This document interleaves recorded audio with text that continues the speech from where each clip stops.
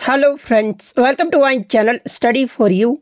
सो guys, जैसा कि कल जो है आपका एसएससी जीडी का 21 फरवरी के थर्ड शिफ्ट का एग्ज़ाम हो गया दोस्तों, जिसका जो है मैं आपको बिल्कुल 100% एक्यूरेट आंसर के साथ जो है इस वीडियो में बताऊंगा। तो देख लेते हैं कि कल जो है आपके 21 फरवरी के थर्ड शिफ्ट के एग्ज़ाम में किस प्रकार के प्रश्न पूछे गए हैं। उससे पहले एक बात और दोस्तों, कि जिन्होंने भी अगर चैनल को सब्सक्राइब नहीं किया है तो एसएससी जीडी एग्ज़ाम से रिलेटेड पल पल की अपडेट के लिए जो है चैनल को सब्सक्राइब ज़रूर कर दीजिएगा। और बगल में ही आपको एक बेल आइकन यानी घंटे का निशान भी दिख रहा होगा, तो आप उसे भी जो है ज़रूर प्रेस कर दीजिएगा। तो चलिए वीडियो को स्टार्ट करते हैं।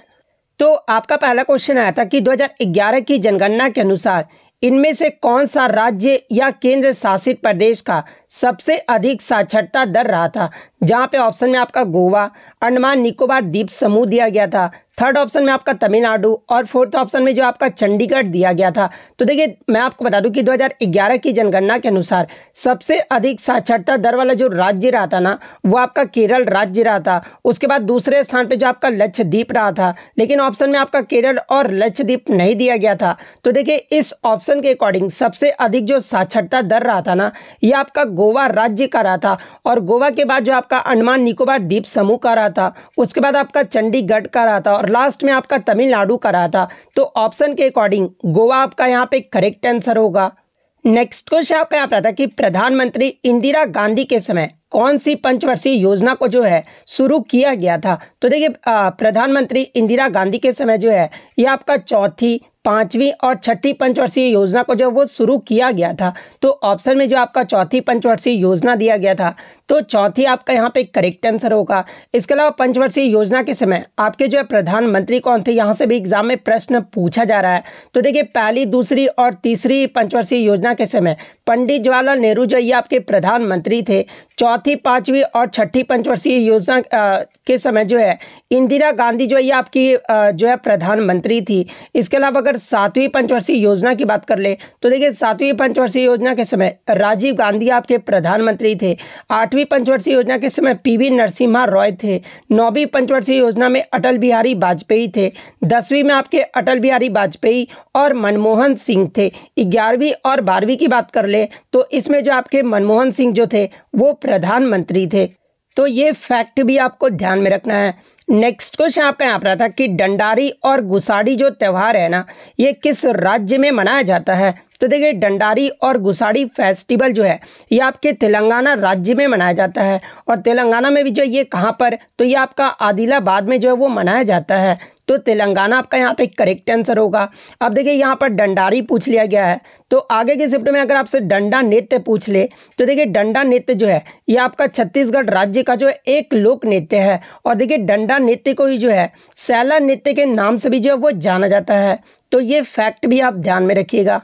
नेक्स्ट क्वेश्चन आपका यहाँ पर था कि 2023 का हॉकी विश्व कप यानी पुरुष का जो हॉकी विश्व कप हुआ था ना, ये कहाँ पर आयोजित किया गया था। तो देखिए, 2023 का हॉकी पुरुष विश्व कप जो है ये आपके उड़ीसा में आयोजित किया गया था। और उड़ीसा के किस मैदान पर आयोजित किया गया था। तो देखिए, उड़ीसा के कलिंगा स्टेडियम भुवनेश्वर में आयोजित किया गया था। और Birsa Munda international hockey stadium Rourkela में आयोजित किया गया था। तो ऑप्शन में जो भी था आपका वहाँ पे करेक्ट आंसर होगा। इसके अलावा मैं आपको बता दूं कि एग्जाम में पूछा जाता है कि Birsa Munda international hockey stadium ये जो है किस राज्य में है या फिर किस जिले में है। तो देखिए, ये जो आपका उड़ीसा के राउरकेला में स्थित है। इसके अलावा अगर पूछा जाए बिरसा मुंडा, ये तो आपका हॉकी स्टेडियम हो गया। अगर फुटबॉल स्टेडियम के बारे में पूछा जाए, तो देखिए फुटबॉल स्टेडियम जो है ये आपका झारखंड राज्य में है। तो ये फैक्ट भी आपको ध्यान में रखना है। इसके बाद आपका नेक्स्ट क्वेश्चन आया था कि 2023 का पुरुष हॉकी विश्व कप ये जो है किस देश ने जीता है। तो देखिए, 2023 का जो पुरुष हॉकी विश्व कप है ना, ये आपका जर्मनी देश ने जीता है। और जर्मनी जो है इसका थर्ड टाइटल भी जो है वो जीत चुका है। और उपविजेता की बात कर ले, तो उपविजेता जो है आपका बेल्जियम देश रहा था। तो जर्मनी आपका यहाँ पे करेक्ट आंसर होगा। नेक्स्ट क्वेश्चन आपका यहाँ पर था कि हरेली और मदई ये जो आपका आदिवासी त्यौहार है ना, ये किस राज्य में मनाया जाता है। तो देखिए हरेली और मदई आदिवासी त्यौहार ये जो आपका छत्तीसगढ़ राज्य में मनाया जाता है, तो छत्तीसगढ़ आपका करेक्ट आंसर होगा। नेक्स्ट क्वेश्चन आपका यहाँ पर आता कि जीएसटी जो है ये कब लागू हुआ था। तो देखिए भारत में जीएसटी जो है ये आपका 1 जुलाई 2017 को जो है वो लागू हुआ था। और इसका जो है बिल कौन सा था, यानी कब बिल आया था। तो देखिए जीएसटी का जो बिल था ना वो आपका 122वां संविधान संशोधन विधेयक था, जो कि आपका 2014 में जो है वो आया था। वहीं अगर आपसे अधिनियम पूछा जाए कि जीएसटी का कौन सा अधिनियम था, तो देखिए 101वें संविधान संशोधन एक्ट के तहत, जो कि आपका 2016 में आया था, इसके तहत जो आपका जीएसटी जो है वो लागू किया गया था। तो ये फैक्ट भी आपको ध्यान में रखना है। नेक्स्ट क्वेश्चन आपका यहाँ पर आया था कि PbSO4 का जो है रासायनिक नाम पूछा गया था। तो देखिए PbSO4 का जो केमिकल नेम होता है ना वो आपका लीड टू सल्फेट होता है। तो लीड टू सल्फेट आपका करेक्ट आंसर होगा। नेक्स्ट क्वेश्चन आपका यहाँ पर आता कि जीएसटी के अंतर्गत कौन से क्षेत्र आते हैं। तो देखिए जीएसटी के अंतर्गत जो आपके 4 प्रकार आते हैं, जिसमें पहला आपका IGST आता है, जिसका फुल फॉर्म जो है आपका integrated goods and service tax होता है। सेकंड आपका SGST आता है, यानी state goods and service tax आता है। थर्ड आपका CGST यानी central goods and service tax आता है। और फोर्थ आपका UTGST यानी union territory goods and service tax आता है। तो ये 4 प्रकार जो आपका करेक्ट आंसर होगा। इसके अलावा आगे के शिफ्ट में आपसे पूछा जाए कि जीएसटी में जो आपके कितने स्लैब होते हैं, तो देखिए वर्तमान में आपके जीएसटी में जो है आपके 5 स्लैब है, जिसमें 0% जो होता है वो आपका शून्य रेटेड होता है। 5%, 12%, 18% और 28%, ये सब जो आपके जीएसटी के जो है वो स्लैब है। तो ये पॉइंट भी आप ध्यान में रखिएगा। नेक्स्ट क्वेश्चन आपका यहाँ पर आता है कि 2022 में महान्यायवादी यानी अटॉर्नी जनरल जो है ये कौन थे। तो देखिए 2022 की बात कर ले तो देखिए 30 जून 2017 से 30 सितंबर 2022 तक जो है भारत के जो महान्यायवादी थे ना ये आपके के वेणुगोपाल थे। तो के वेणुगोपाल आपका करेक्ट आंसर होगा। और देखिए 30 सितंबर 2022 के बाद जो आपके भारत के महान्यायवादी बने थे ना ये आपके आर वेंकटरमणि हैं। और वर्तमान में भी जो आपके अटॉर्नी जनरल हैं ये आपके आर वेंकटरमणि हैं। तो ये फैक्ट भी आपको ध्यान में रखना है। नेक्स्ट क्वेश्चन आपका यहाँ पर था कि ICC यानी इंटरनेशनल क्रिकेट काउंसिल की स्थापना ये जो है कब हुआ था। देखिए प्रश्न इस प्रकार से नहीं पूछा गया था। प्रश्न आपसे ये पूछा गया था कि 1909 में किस बोर्ड परिसर की स्थापना के बाद जो है क्रिकेट को वर्ल्ड वाइड जो है वो खेला जाने लगा। तो देखिए 1909 में किस बोर्ड की स्थापना की गई थी। तो ये जो आपका ICC का जो पहले नाम था वो आपका इंपीरियल क्रिकेट कॉन्फ्रेंस था, यानी ICC की स्थापना ही जो है वो किया गया था, जिसके बाद क्रिकेट को जो है वर्ल्ड वाइड खेला गया है। तो ICC आपका यहाँ पे करेक्ट आंसर होगा। इसके अलावा बात कर ले ICC की स्थापना ये जो है कब हुआ था। तो ये आपका 15 जून 1909 को हुआ था। और देखिए इसे जो ICC का जो पहले नाम था ना 1909 से लेकर 1965 तक वो आपका इंपीरियल क्रिकेट कॉन्फ्रेंस था। बाद में 1965 में इसका नाम बदलकर जो है इंटरनेशनल क्रिकेट कॉन्फ्रेंस कर दिया गया था। और फिर आपका इसका जो नाम बदलकर जो है वो ICC कर दिया गया था, यानी इंटरनेशनल क्रिकेट काउंसिल जो है वो कर दिया गया था। तो ये फैक्ट भी आपको ध्यान में रखना है। नेक्स्ट क्वेश्चन आपका यहाँ पर था कि 1956 में रुक्मणी देवी अरुंडेल को जो है कौन सा अवार्ड दिया गया था। तो देखिए रुक्मणी देवी अरुंडेल की बात कर ले तो ये जो आपका भरतनाट्यम नृत्य से संबंधित है और इन्हें 1956 में जो है पद्म भूषण पुरस्कार से सम्मानित किया गया था। तो पद्म भूषण आपका करेक्ट आंसर होगा। इसके अलावा रुक्मणी देवी अरुंडेल जी को जो है 1967 में संगीत नाटक एकेडमी फेलोशिप अवार्ड से भी जो है सम्मानित किया गया था। तो ये पॉइंट भी आपको ध्यान में रखना है।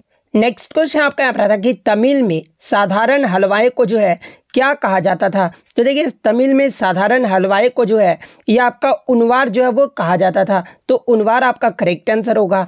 इसके अलावा बात कर ले तमिल में भूमिहीन मजदूर जिनमें आपके दास शामिल होते थे उसे जो है क्या कहा जाता था। तो देखिए उसे जो आपका कडेसियार या फिर अदीमई जो है वो कहा जाता था। वहीं तमिल में बड़े भूस्वामियों को जो है क्या कहा जाता था। तो देखिए तमिल में बड़े भूस्वामियों को जो है ये आपका विल्ला जो है वो कहा जाता था। तो ये फैक्ट भी आपको ध्यान में रखना है। नेक्स्ट आपका यहाँ पर आया था कि प्रतिष्ठित पार्श्व गायिका कौन है जिन्होंने 19 भाषाओं में जो है 10,000 से अधिक गाने गाए हैं और इन्हें 2023 का जो है पद्म भूषण अवार्ड भी जो वो दिया गया है। तो देखिए ये जो आपका वाणी जयराम है ना ये 19 भाषाओं में जो है 10,000 से अधिक गाने जो है वो गाई है और इन्हें जो है 2023 का पद्म भूषण अवार्ड से सम्मानित किया गया है। तो वाणी जयराम आपका करेक्ट आंसर होगा। और देखिए वाणी जयराम का एक बहुत ही लोकप्रिय आपका जो है गीत भी है, बोले रे पपीरा, ये आपने सुना होगा। तो ये जो है इन्हीं का लोकप्रिय जो है आपका गीत है। तो ये फैक्ट भी आप ध्यान में रखिएगा। नेक्स्ट क्वेश्चन आपका यहाँ पर था कि महात्मा गांधी ने 1919 में रॉलेट एक्ट का जो विरोध है ना, ये किस लिए किया था? तो देखिए 1919 में रॉलेट एक्ट में जो है ये अभिव्यक्तियों की स्वतंत्रता का हनन हो रहा था, जैसे कि मौलिक अधिकारों पर जो है अंकुश लगाया जा रहा था, और इसी के विरोध में जो है महात्मा गांधी ने 1919 में रॉलेट एक्ट का जो है विरोध किया था। तो ये जो आपका यहाँ पे करेक्ट आंसर होगा। नेक्स्ट क्वेश्चन आपका यहाँ पर था कि भारत की स्थलीय सीमा की जो है लंबाई पूछी गई थी। तो देखिए भारत की स्थलीय सीमा की जो लंबाई है ना, ये आपका 15,200 किलोमीटर है। वहीं अगर समुद्री तट रेखा की कुल लंबाई की बात कर ले तो ये जो आपका 7,516 किलोमीटर है। तो ये फैक्ट भी आपको ध्यान में रखना है। वहीं अगर बात कर ले भारत में कितने देश जो है आपके सीमा टच करते हैं, तो 9 देश जो आपके सीमा टच करते हैं, जिसमें आपके जो 7 देश है ना वो आपके स्थलीय सीमा साझा करते हैं, और जो 2 देश है ना ये आपके समुद्री तट रेखा सीमा साझा करते हैं। तो ये पॉइंट भी आप ध्यान में रखिएगा। नेक्स्ट क्वेश्चन आपका यहाँ पर था कि स्वतंत्रता का अधिकार भारतीय संविधान के किस अनुच्छेद में वर्णित है? तो देखिए स्वतंत्रता का अधिकार ये जो आपका मौलिक अधिकार के अंतर्गत आ जाता है, और ये जो आपका अनुच्छेद 19 से 22 के अंतर्गत जो है ये आपका वर्णित है। तो अनुच्छेद 19 से 22 आपका यहाँ पे करेक्ट आंसर होगा। और वर्तमान में आपके जो 6 मौलिक अधिकार है वो कौन कौन से हैं? तो देखिए समानता का अधिकार ये जो आपका अनुच्छेद 14 से 18 तक आ जाता है। सेकंड आपका स्वतंत्रता का अधिकार जो कि आपका पूछा गया था, अनुच्छेद 19 से 22 तक आ जाता है। थर्ड आपका शोषण के विरुद्ध अधिकार जो कि अनुच्छेद 23 से 24 के अंतर्गत आ जाता है। फोर्थ आपका धर्म की स्वतंत्रता का अधिकार जो कि आपका अनुच्छेद 25 से 28 तक वर्णित है। फिफ्थ आपका सांस्कृतिक और शैक्षिक अधिकार जो कि आपका अनुच्छेद 29 से 30 में जो है ये आपका वर्णित है। और फिफ्थ आपका संवैधानिक उपचारों का अधिकार ये जो आपका अनुच्छेद 32 से 35 तक जो है ये आपका वर्णित है। तो ये फैक्ट भी आप ध्यान में रखिएगा। नेक्स्ट आपका यहाँ पर था कि कजरी लोक गान एवं नृत्य जो है ये किस राज्य से संबंधित है? तो देखिए कजरी लोक गान या फिर नृत्य की बात कर ले तो ये आपका उत्तर प्रदेश राज्य से संबंधित है। तो उत्तर प्रदेश आपका यहाँ पे करेक्ट आंसर होगा। नेक्स्ट क्वेश्चन आपका यहाँ पर था कि कौन सी जनगणना के बाद जो है भारत में साक्षरता में जो है वृद्धि देखा गया था? तो देखिए 1991 के जनगणना के बाद जो है भारत में साक्षरता में जो है वो वृद्धि देखा गया था। तो 1991 आपका करेक्ट आंसर होगा।